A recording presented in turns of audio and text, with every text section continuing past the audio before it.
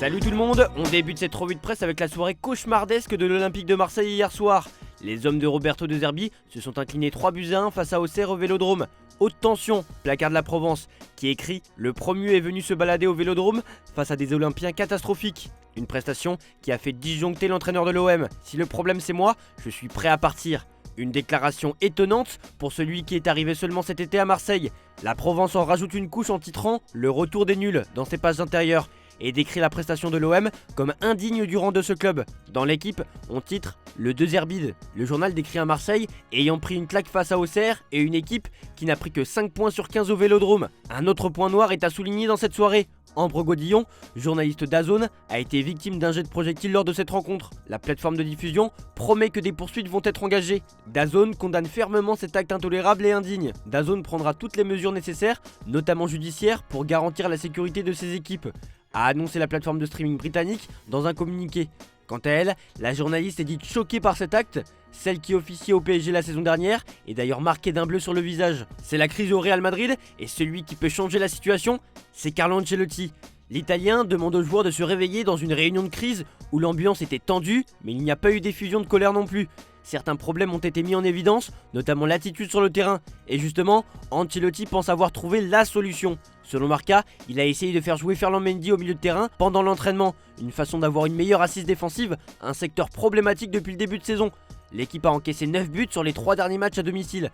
Offensivement, Ancelotti veut garder Vinicius à droite et fait encore confiance à Mbappé en pointe. Pour résoudre les lacunes au milieu de terrain, il pourrait aussi intégrer Camavinga pour compenser la blessure de Tchouaméni. Le coach italien justifie aussi la faible utilisation d'Arda Güler cette saison, malgré ses bonnes performances en fin de saison dernière. Ancelotti explique que son objectif est de faire progresser l'équipe collectivement plutôt que de donner plus de minutes à un joueur spécifique, même s'il reconnaît le talent de Güler et de Hendrick. Cette situation surprend à la fois les supporters et le vestiaire. On se concentre désormais sur un homme qui est en difficulté cette saison et qui n'a pas été convoqué par Didier Deschamps pour le prochain rassemblement des Bleus. Selon Sport, le sélectionneur n'a pas pardonné à Kylian Mbappé. Il a exclu l'attaquant de la sélection française suite à son absence non justifiée lors de la dernière convocation où il avait prétendu se reposer pour une blessure. Mbappé a ensuite joué pour le Real Madrid, ce qui a alimenté la colère de l'entraîneur. La fédération française est également en alerte suite à l'implication de Mbappé dans une affaire judiciaire en Suède. Sa sanction pourrait durer tant que la situation ne se réglera pas et son retour sera décidé en fonction des intérêts de l'équipe nationale. À Madrid, on s'inquiète aussi. Alors qu'il a longtemps été protégé depuis son arrivée, les supporters du Real Madrid attendent désormais énormément de Kylian Mbappé, surtout vis-à-vis de son statut de superstar mondial, affirme Sport ce matin. Les supporters espèrent qu'il apportera l'impact immédiat qu'un joueur de son calibre devrait avoir, à l'instar des légendes passées comme Cristiano Ronaldo. Si ses performances n'atteignent pas rapidement ses attentes, les sifflets pourraient faire leur apparition, car le Bernabéu n'a jamais été tendre avec ses grandes recrues. Le match contre Osasuna aujourd'hui à 14h pourrait marquer un tournant dans cette pression croissante. Sa position sur le terrain fait débat, au point d'être considéré par le groupe comme l'enfant gâté du président et de l'entraîneur. L'ambiance est beaucoup plus saine pour le FC Barcelone. Des bonnes nouvelles sur le terrain, mais aussi en dehors. Le FC Barcelone et Nike sont proches de finaliser un accord qui rapporterait plus de 1,7 milliard d'euros d'ici 2038. Le contrat, qui devrait commencer en 2024, inclut une prime de signature estimée à 158 millions d'euros, répartie sur 14 ans. Les revenus annuels moyens devraient s'élever à environ 127 millions d'euros, soit une augmentation significative par rapport à l'accord actuel. Cet accord pourrait vraiment renforcer les finances du club pour les années à venir. On continue cette revue de presse en Angleterre. Le Mirror met en avant Pep Guardiola qui est en furie. Le coach espagnol est mécontent de la décision du sélectionneur anglais Lee Carsley d'inclure Jack Grealish pour le prochain rassemblement anglais. Grealish, absent depuis 3 semaines en raison d'une blessure, vient à peine de reprendre l'entraînement pour une courte session de 20 minutes. Mais Carsley a déclaré que Grealish s'était entraîné ces 2 derniers jours et qu'il sera évolué à son arrivée sans aucun risque à prendre sur sa forme physique. Guardiola a précisé que Carsley ne l'avait pas consulté et a ajouté « Ils peuvent choisir qui ils veulent, mais non, il n'est pas en forme », a déclaré le coach espagnol.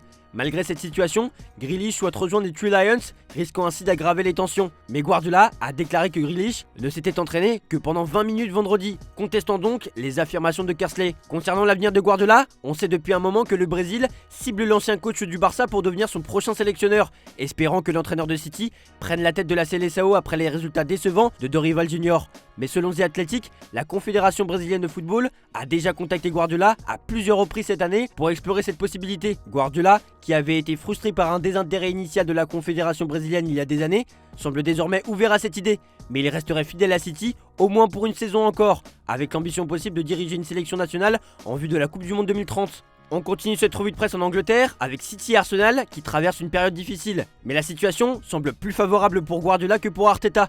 Bien que City ait encaissé 4 buts en Ligue des Champions, il reste favori pour remporter un trophée majeur. Arsenal en revanche lutte pour combler l'écart avec City et Liverpool tout en manquant d'un attaquant de haut niveau. Malgré l'apport polyvalent de Kai Havertz, le recrutement des Gunners déçoit. Sans une puissance offensive suffisante, Arsenal risque de manquer de solutions pour s'imposer dans la course au titre. À Manchester United, on attend Ruben Amorim, mais l'intérimaire, Ruud van Nistelrooy, aspire à devenir manager de United un jour. Mais il reste néanmoins engagé dans ce rôle actuel d'assistant avec un contrat de 2 ans. Avant son dernier match en tant qu'intérimaire, contre Leicester, il a déclaré « Je sentais que je voulais faire partie de ce voyage avec le club ». Van Nistelrooy, apprécié des fans, entretient de bonnes relations avec les joueurs et il espère inverser la tendance avec United.